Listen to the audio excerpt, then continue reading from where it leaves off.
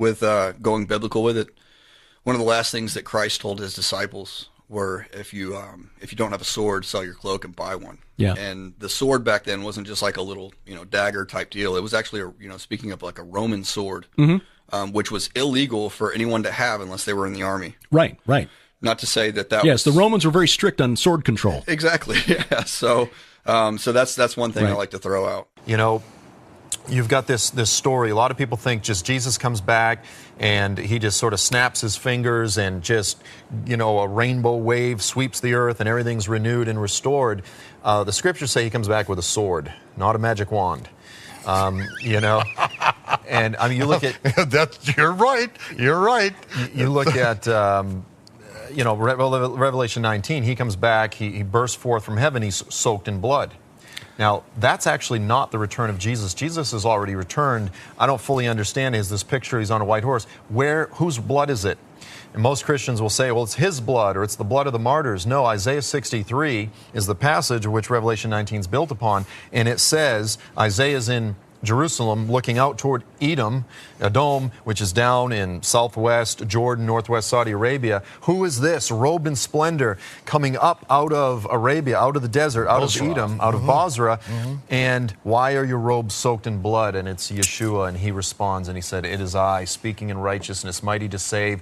And he said, I have soaked my robes and I have crushed my enemies. Their lifeblood splattered all my garments. Yeshua comes back to crush the enemies of his people, because as you said, he says, can a woman forget her child? And then he goes, the Lord goes, are you kidding me? The God of Israel could forget Israel. He goes, it's an absurdity. See, I have inscribed you on the palm of my hands. Your walls are ever before me. Half the church today says, no, God has forsaken Israel. God says, nonsense. Paul says, far be it from God that may it never be. The church needs to wake up and realize that we are the branches, that he is the root, and we have been grafted into this olive tree, that we are not the source, we are not the foundation of this thing. We, by the grace and mercy of God, have been brought in. We need to have discernment in terms of what the prophets declare is coming, because we don't want to be, when Jesus, it says in Joel 2, he goes, oh, all you regions of Philistia, talking about Gaza, Ekron, all that, and you in Tyre, that's northern Lebanon, basically saying Hamas, Hezbollah. He says, what have you against me?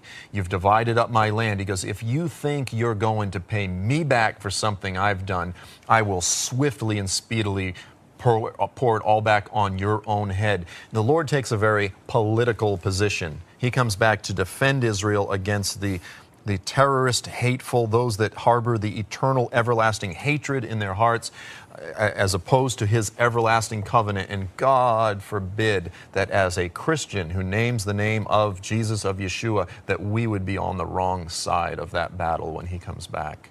Yeah, that would be a very bad place to be in.